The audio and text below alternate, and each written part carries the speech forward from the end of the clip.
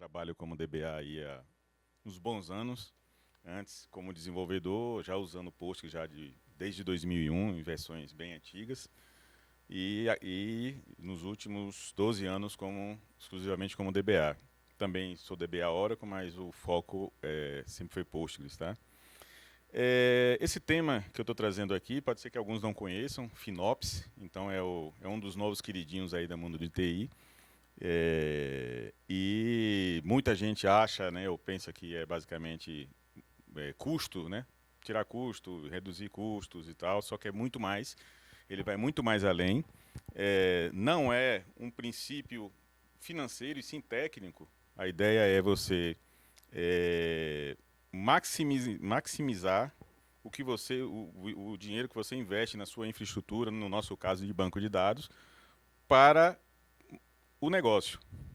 Então, eu dei um exemplo mais cedo para um estudante aqui da PUC, que foi, por exemplo, você hoje tem uma estrutura que atende 100 clientes por dia, mas você quer trabalhar com 200 clientes. O que é que você vai fazer?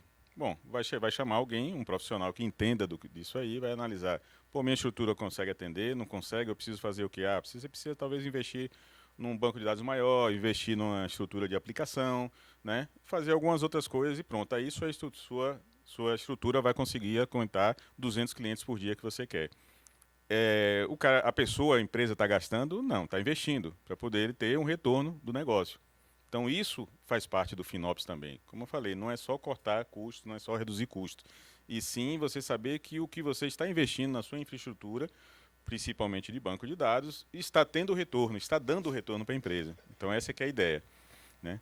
Aqui eu coloquei, bom, tem uma agenda aí, né? Do que eu vou falar aí rapidamente.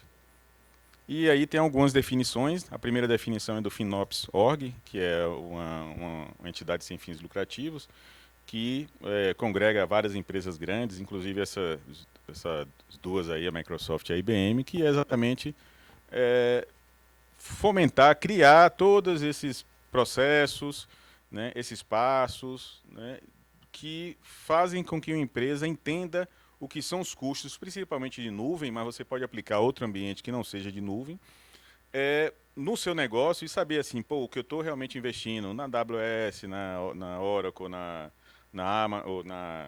Microsoft ou na Google, está dando retorno. Ou a minha estrutura interna, porque eu posso hoje você tem várias ferramentas para você montar uma nuvem interna, né, em casa, obviamente é bem diferente de uma pública, mas você tem essa capacidade e você pode definir como é que você quer fazer isso, você pode definir o que é que você quer para o seu negócio. Então você tem essa possibilidade, né? Então, o que é que eu elenquei aqui? Eu elenquei problemas comuns, coisas que acontecem no dia a dia que aparentemente não tem nada a ver com custo, né?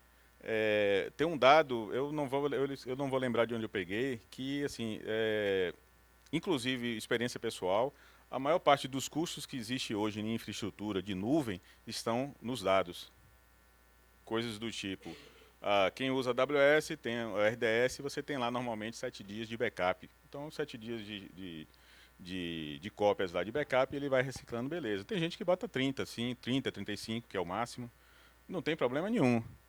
A não ser que você nunca use. Por que você está usando 30 dias se você, na realidade, nunca vai restaurar um banco de dados de 30 dias atrás? Você está gastando dinheiro. Por mais barato que seja o armazenamento, né? É um dinheiro, é um custo ali. Por que você precisa disso? Realmente eu preciso ter 30 dias atrás desses dados? A minha estrutura tem um data lake. Então eu tenho um ETL pegando os meus dados produtivos e jogando em um S3, e eu estou acessando lá via o Athena, Databricks e qualquer outro tipo de ferramenta. Então, na realidade, eu tenho uma cópia desses dados. E, inclusive, eu posso fazer consultas lá de 30 dias atrás. Eu consigo fazer isso. E por que eu preciso, então, manter os dados no Data Lake, os dados do snapshot do RDS? Né? Isso é um dos exemplos, tá? Então, eu comecei com esse ignorar erros, porque isso aqui foi uma coisa que me deixa dar coceiras todas as vezes que eu vejo isso. O que é ignorar erros? Você chega no log do banco e você vê lá milhares de erros acontecendo por dia. O mesmo erro. Aí, pô, qualquer pessoa, desculpe aí se alguém pensa diferente, mas estamos aqui para discutir isso e debater e conversar. Mas para mim tem algum problema. Como é que acontece? Uma aplicação gera milhares de erros por dia e está tudo bem. Para mim não está tudo bem, tem alguma coisa errada. Você pode ter um erro que, assim, ó, o erro é conhecido, já foi mapeado, não temos como corrigir agora, só numa nova versão da minha linguagem de programação, do meu stack, de qualquer outra coisa, de uma biblioteca. É, mas não.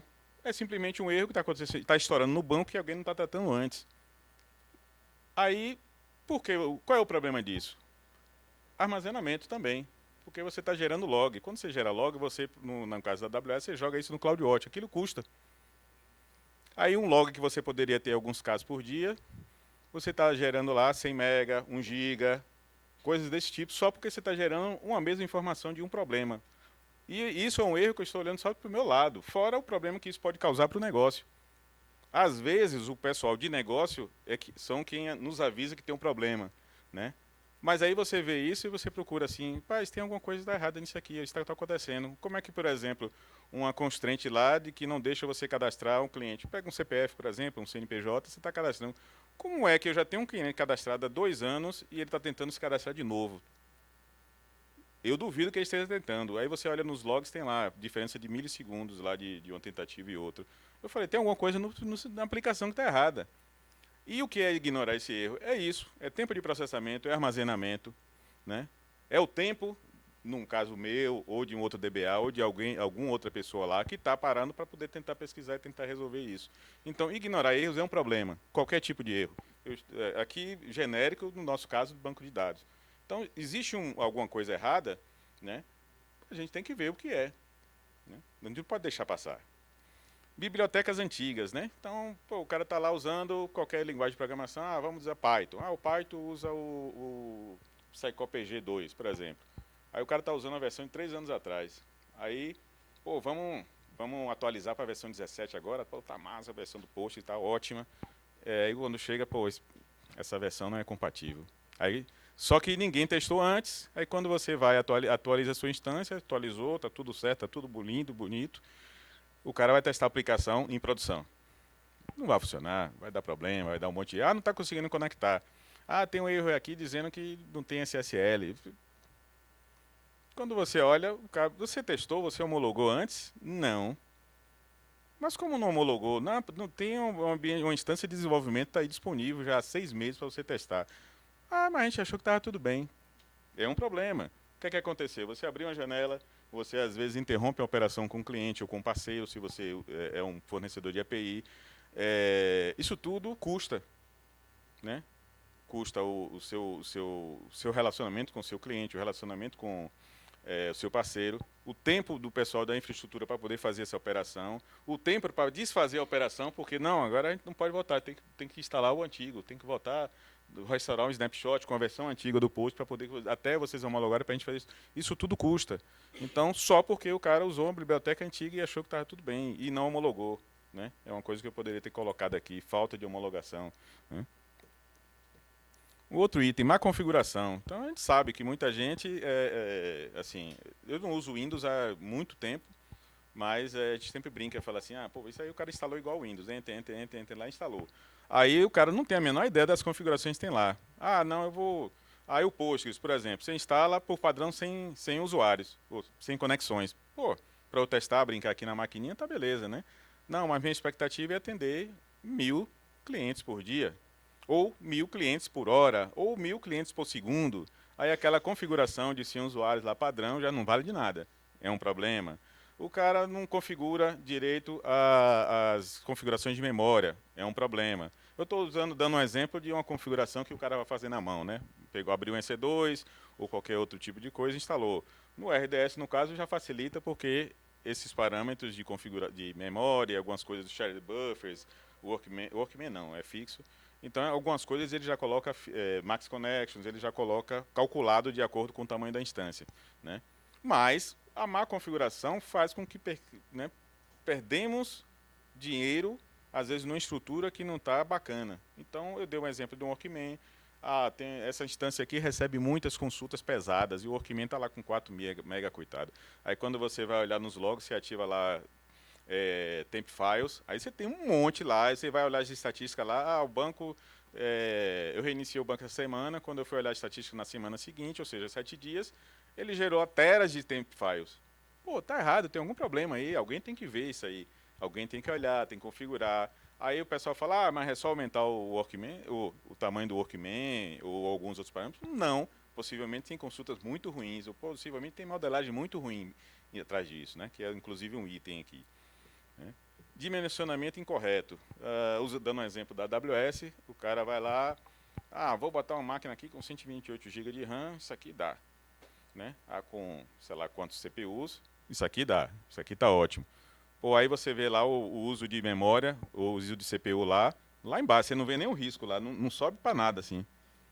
Ou quando sobe é a própria manutenção da AWS que vai lá e fica, né, torrando a paciência, fazendo alguma coisa lá, ou é alguma coisa da replicação. Mas a máquina ela está com 100 de uso de CPU. Será que eu estou usando meu dinheiro corretamente nisso aí? Não. Eu estou com uma máquina que deveria estar com 60% de uso, que é um parâmetro que a AWS usa para indicar que uma máquina não está sobredimensionada ou superdimensionada, está lá com 1%. Pô, isso é mais dimensionamento. Eu criei uma storage lá de 1 TB. Pô, meu banco tem 10 GB. Por que raios eu vou ter 1 TB? Né? O armazenamento, que eu falei isso. Eu já encontrei um lugar que o banco de dados tinha 270 MB e o storage do RDS tinha 1 TB. Aí eu fiquei sem entender. Aí qual é o problema e qual é o problema grave nesse caso? O 1 TB tá na máquina principal, cada snapshot diário tem 1 TB, ou seja, se você está guardando 7 dias, você está gastando 8 teras para nada. Por que raios eu tenho que ter um armazenamento de 1 TB se o meu banco não tem nem 1 GB? Tinha 270 MB. Então, são coisas que fazem com que a gente perca dinheiro, está indo para o ralo. Modelagem, né? Eu citei um pouquinho na frente, é a mesma coisa. Eu estava conversando ali ontem com um colega e eu falei, pô, cheguei, tinha uma tabela lá com 150 campos. Dos 150 campos, você tinha, para não mentir, acho que 37 que eram not null. O restante permitia nulo.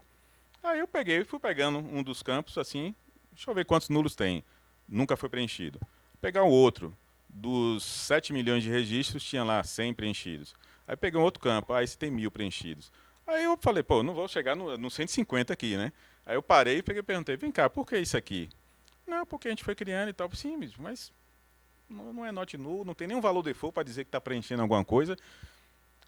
Isso é errado. Por quê? Isso aí eu vou começar a ter que ir um armazenamento maior só porque eu tenho uma tabela desse tipo. As consultas serão horríveis porque vai ter muito I/O só para poder trazer isso, mesmo que não tenha dado. É muito ruim, né? É muito ruim. Especificamente nesse caso, o cara queria colocar mais um campo. Eu disse não, 151 não dá, não vai não. Criei outra tabela. Mas só com o campo, não se preocupe. Daqui a pouco vai aparecer outro que vai querer botar mais um campo nessa tabela, vai para essa nova. Então foi desse jeito. É uma tabela, inclusive, que cairia um particionamento. Eu falei, não vou particionar isso, não. Eu vou dividir a tabela. Essa tabela aqui devia ter uns 30 campos no máximo. E esses outros aqui a gente bota numa extra, numa acessória. As consultas ficam. Eu fiz a mesma coisa que eles fizeram. Fiz uma simulação, peguei a tabela, dividi num outro ambiente e mostrei para ele o tamanho da velocidade que muda as consultas que é. E é uma das tabelas principais dessa aplicação. Então a modelagem é muito importante. Né? É muito importante. Consultas não otimizadas, né? É a mesma coisa. Ontem a gente comentando, o cara trouxe uma consulta lá que tinha quase 300 linhas. Aí eu não entendi muito o que ele queria. Eu vi o resultado e falei, não sei porque esse cara se deu a volta. Do tipo, o cara foi lá em Confins e voltou para poder trazer aquilo ali. Eu perguntei o que é que ele queria. Ele falou, não, eu quero isso, isso e aquilo. Só isso? Tá. Aí enquanto eu estou olhando lá, né, analisando as tabelas, vendo o que é que a gente poderia fazer para otimizar, ele voltou, o chat GPT aqui, eu passei isso aí, o chat GPT deu uma sugestão aqui, aí diminuiu para umas 180 linhas. Aí eu olhei, pô, mas tá o mesmo lixo de antes. E só fez reduzir o número de linhas. Eu falei, pô, bicho, peraí, deixa que o tio vai resolver. Aí deu uns 10 minutos aqui, eu falei, a consulta era essa, tinha 20 linhas, porque eu sou meio chato, eu boto um campo abaixo do outro, tudo alinhado e tal. Mostrei lá bonitinho. Ele, só isso resolve? Só, teste aí, cara. Você quer que eu compartilhe a tela aí, me mostre, veja se o resultado não é o que você quer. Vai mudando os parâmetros, veja, valida se está tudo certo, tá. Então é só isso. Esqueça o chat GPT para isso. O chat GPT não está no banco aqui, ele não sabe qual é o tamanho da tabela, ele não sabe os tipos de dados que tem, ele não sabe se tem índice, se não tem, se tem constraint, se tem relacionamento, ele não sabe de nada. Ele só pegou sua consulta e achou que melhorou. Então, não vá por aí, tá? Siga outro caminho. Processo de atualização. Aí você tem, principalmente pessoal que tem costume de usar banco NoSQL, então quer fazer a mesma coisa no banco relacional. Eu falei, não, são universos diferentes. Você chega, pega lá, tem um insert lá que insere 3.000 registros. Opa, bati onde não devia. Voltou. Se inseria 3... Também não fiz nada agora. Ah, pronto.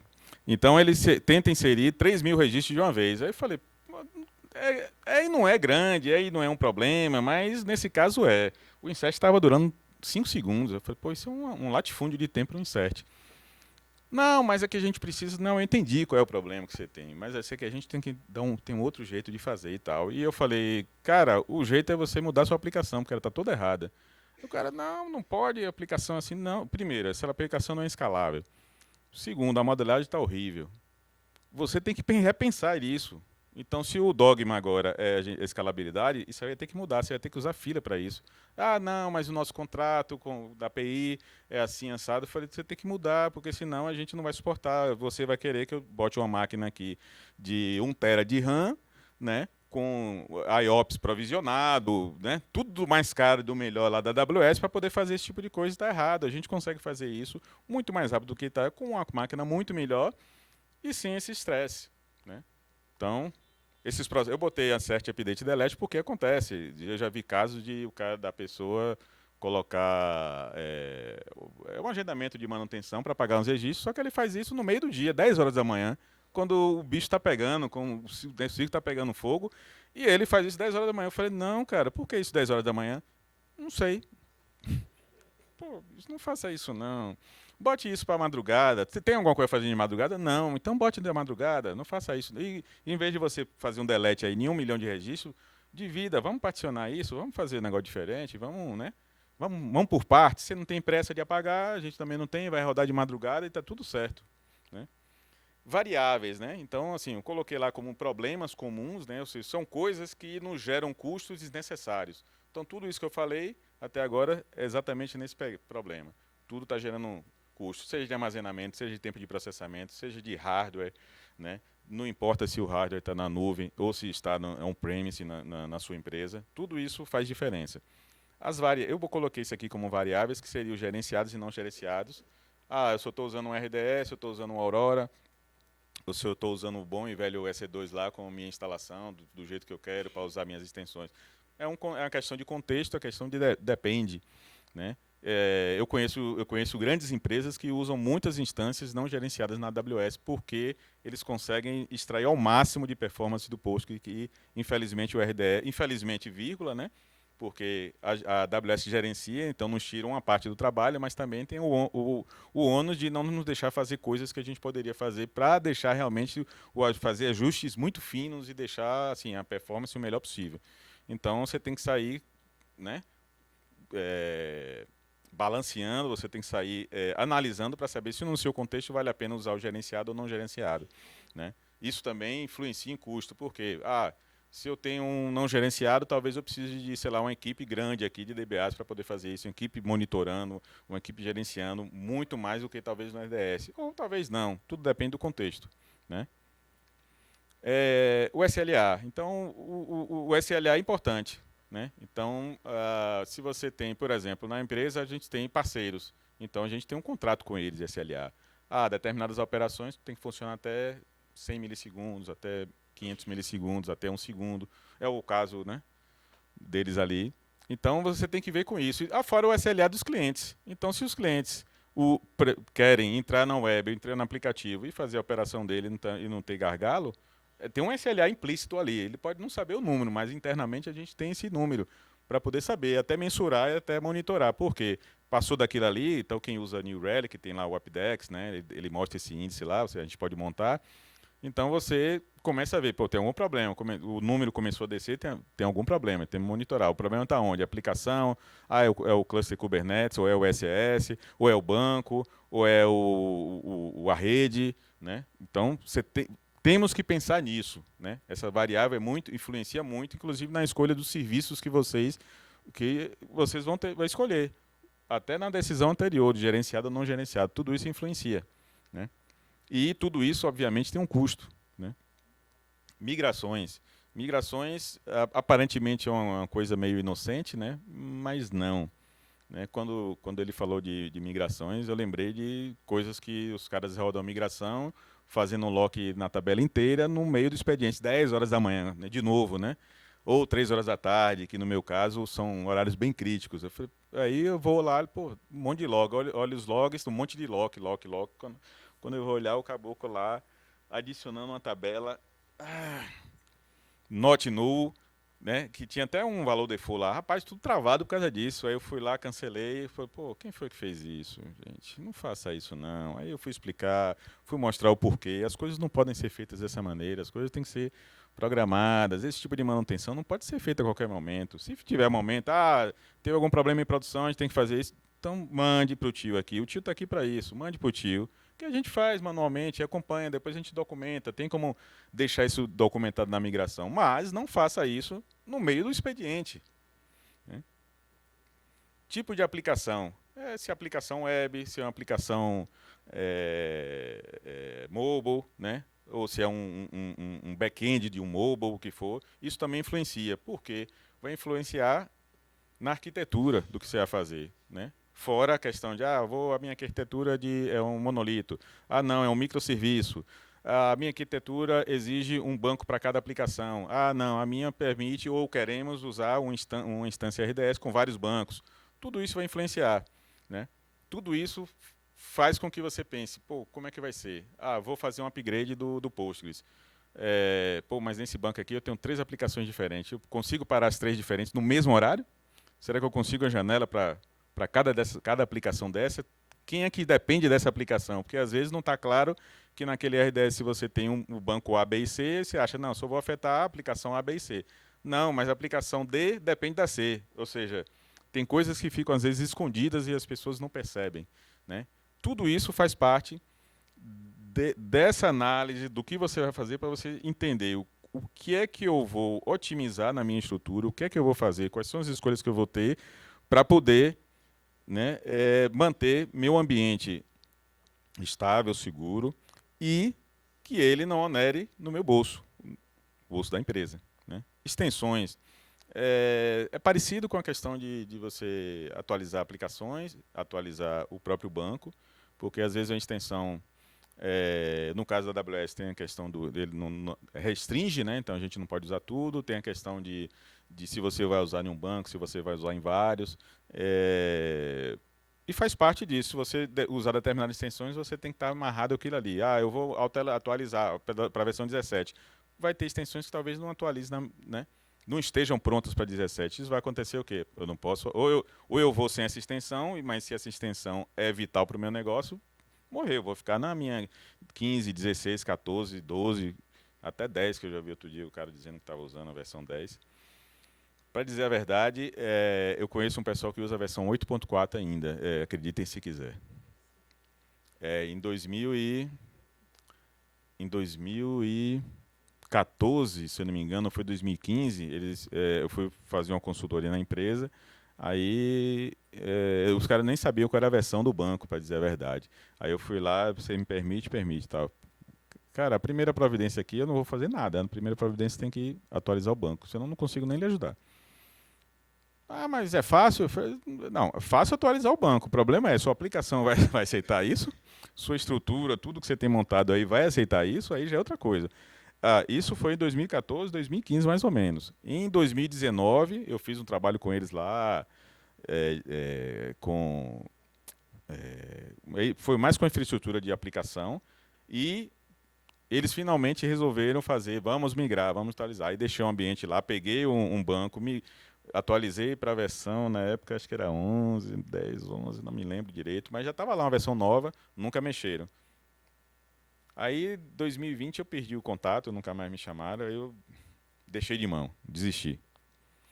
Integração. O que é integração? A integração é você ter, por exemplo, um ETL em cima do seu banco produtivo para jogar isso no Data Lake. O que isso tem a ver? O que isso tem a ver, por exemplo, o DMS, salvo engano, não está usando a versão 17. Então, quem usa o DMS não consegue avançar. Aí, se você não consegue avançar, às vezes, vamos usar o 17 porque tem uns recursos bacanas e tal, vai agilizar isso, melhorou a performance e tal. Você não consegue avançar porque você tem essa integração. Às vezes, a integração é com uma outra ferramenta que não seja da AWS, seja alguma outra. Você tem essa coisa empatando a você avançar com sua estrutura, né? Mas a gente depende disso, depende de fazer algum ajuste na integração. Dependendo da integração, foi uma integração feita em casa, ou seja, você desenvolveu um programa, você vai ter que mexer nisso. Tudo isso, custo. Cópias de segurança, foi até o que eu falei antes sobre os backups e os snapshots, foram exemplos, né? Tem gente que faz, além dos snapshots, também faz dumps, né? Disso aí, né? Dumps, criptografa, joga lá no S3, já tem uma dinâmica diferente, né? Às vezes por conta de compliance, às vezes porque o cara quer ter lá bonitinho o dump e tal, né? Esqueceu o snapshot. Então tem essa característica, né? Isso influencia espaço em disco, né? Atender uma série de outras demandas que existem às vezes na empresa, né? Alta disponibilidade é um problema? Eu preciso ter alta disponibilidade? Tenho. Na AWS ativo multi-AZ. Mas a minha máquina aqui é um DB M5 8 large. 8 large. Uma máquina grande, parruda. Isso quer dizer que minha réplica de standby vai ter que ser esse mesmo aí, ou seja, eu tenho o dobro do custo. Mas eu tenho agora réplicas somente leitura. Bom, aí já começa. Você precisa ser o mesmo tamanho? Não. Precisa ser multi-AZ? Precisa, não precisa. Isso influencia, né? Então, tudo isso são escolhas que as pessoas precisam entender para poder saber. Eu ter alta disponibilidade nas minhas réplicas somente leitura vai me dar alguma vantagem de negócio? Isso vai ser útil para mim, eu ter isso? Não, não vai. Então, não bota. Vai ter, bota. Sabendo que a gente está pagando o dobro para cada máquina replicada. Tá?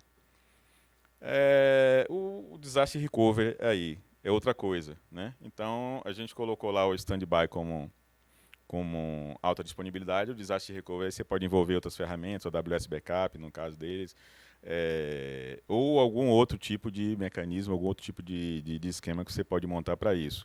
O que é que isso influencia? Isso quer dizer que pode ser que eu precise... eu estou exportando meus snapshots para uma outra região da AWS. Se tiver pane aqui nessa região aqui, meus backups estão lá, eu consigo subir minha estrutura. Mas os backups só não vale de nada, né?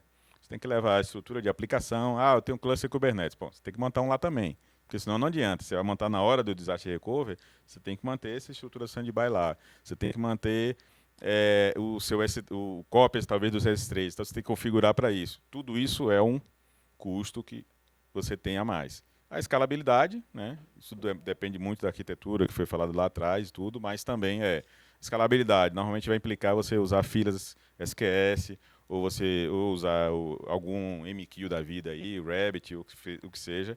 Isso quer dizer que você está usando mais serviços da nuvem, isso quer dizer que tem mais custos também. Né? Análise de dados. Às vezes tem empresas que não acham necessário utilizar algum esquema de Big Data, né? Como usar um Hadoop, usar um Hive, usar algumas ferramentas, o Athena que está lá disponível, né? Na AWS, e prefere usar o próprio Postgres. Às vezes criam outra instância Postgres, o ideal que seria mudar os parâmetros, até porque o tipo de consulta, o tipo de uso é diferente de um LTP, e faz analisados em cima disso. Isso quer dizer o quê? Eu tenho mais instância, eu estou usando mais instância. Ou o cara, não, eu vou usar análise de dados, vou usar o Redshift, que é a ferramenta da casa e tal, caríssima, né? Influencia. Será que a minha equipe de análise de dados precisa disso? Será que a minha equipe de cientistas de dados precisa disso? Precisa, na realidade, o cientista, né? Mas o analista de dados pode ser que resolva até com uma instânciazinha em Postgres, né? Tudo depende do volume de dados, principalmente do volume de dados, porque uma hora o Postgres vai dizer assim, não passo para outra coisa. Isso aí não é minha especialidade, né? Ele puro, né? Versões personalizadas, né? Como o colega ali falou, né? O uso de Aurora ou não, da versão serverless ou não, né? Aí você tem as opções do GCP, né, que eu botei, o AlloyDB, DB, o AlCI, que é da Oracle, né? A nuvem da Oracle também tem um Postgres lá dentro, né? Acreditem se quiser. E o Azure também tem a versão deles do Postgres, né? Apesar de você permitir que você pegue uma VM e faça, monte sua estrutura. Como eu falei, em determinados contextos é melhor do que você usar o serviço gerenciado, né? Atualização de versão, então é outro problema, é uma outra coisa, questão de janela de manutenção, minha aplicação consegue ficar sem um banco algum tempo, talvez usando cache, talvez não, ou eu vou ter que parar tudo para fazer atualização, ou vou usar um esquema, no caso, tem um Blue Green Deployment lá da AWS, mas ele assim, não achei tão 100% em determinadas situações. Eu pessoalmente uso o Terraform e o do Terraform para esse recurso ele simplesmente muda, você ativa ele muda na hora e não é o caso.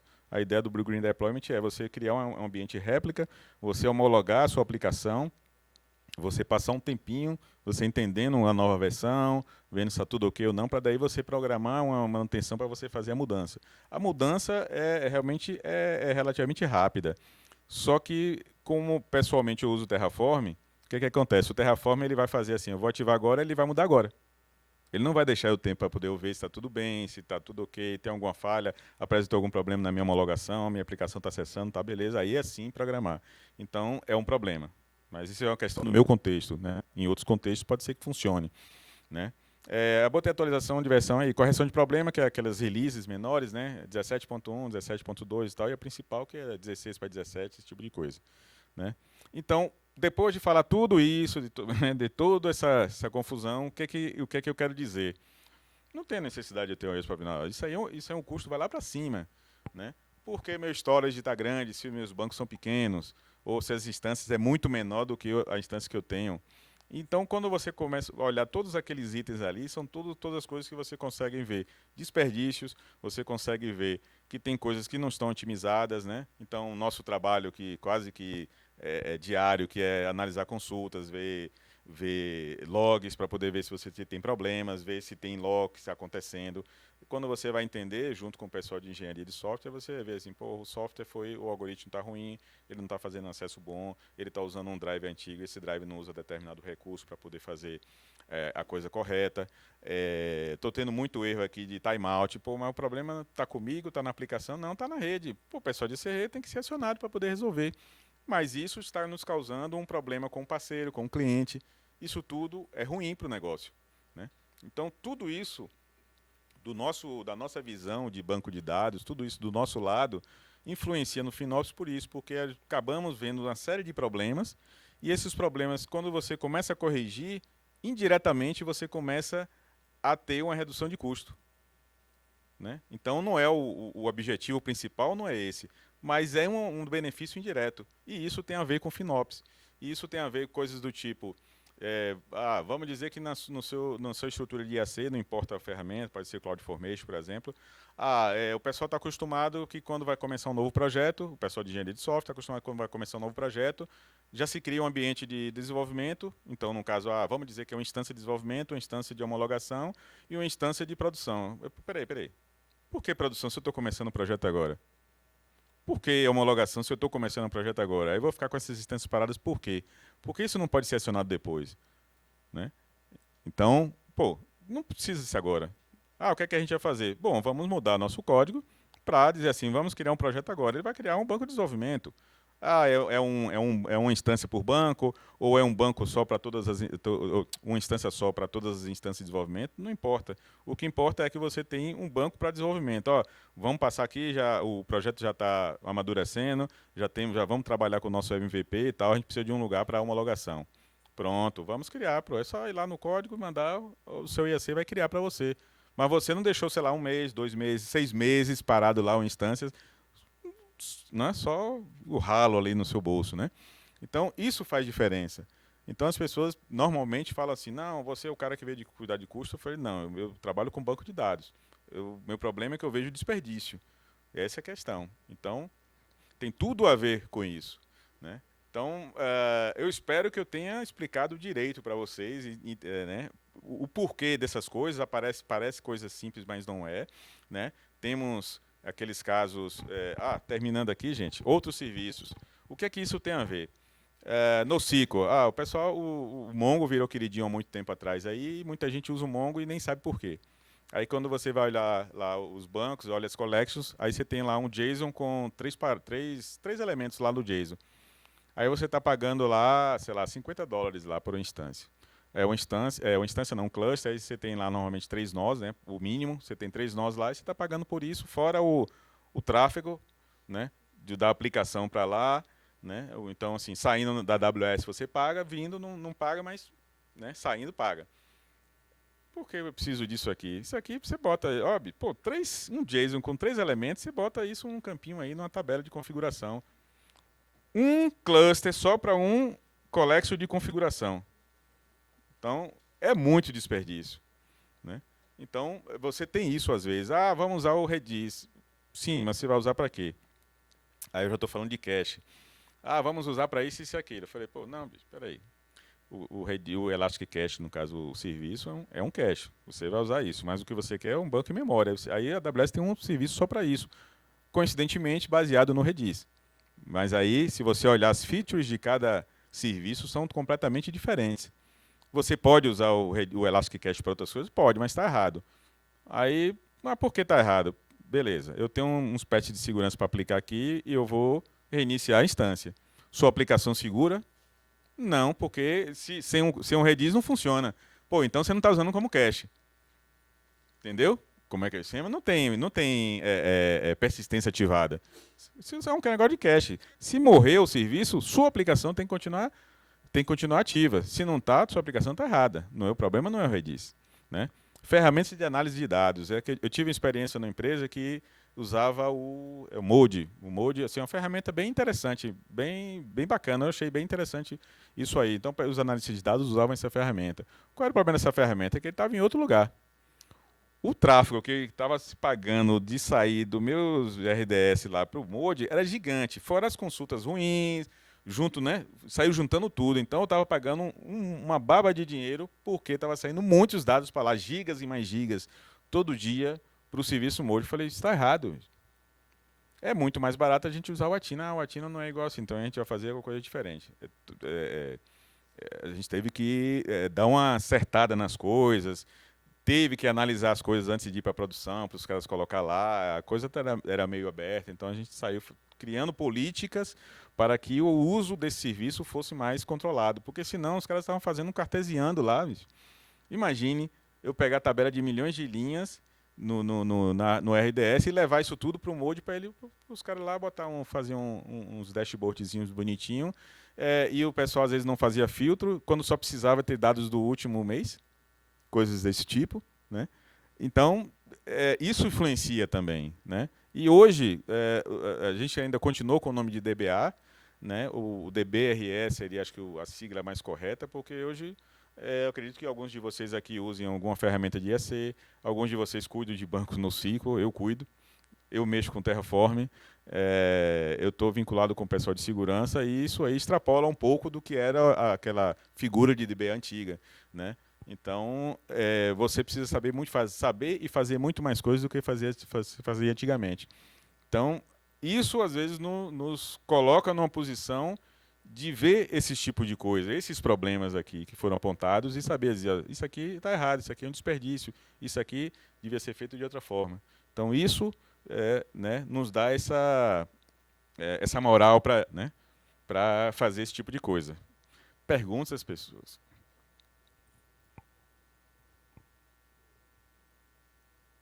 Não?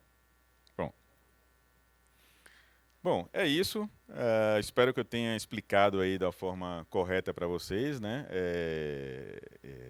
Assim, a primeira vez que eu falo sobre isso, eu já falei sobre FinOps, mas não voltado ao banco de dados, então eu acho que são informações relevantes, informações bacanas, são coisas que eu utilizo diariamente, né? E obrigado aí pela presença de vocês.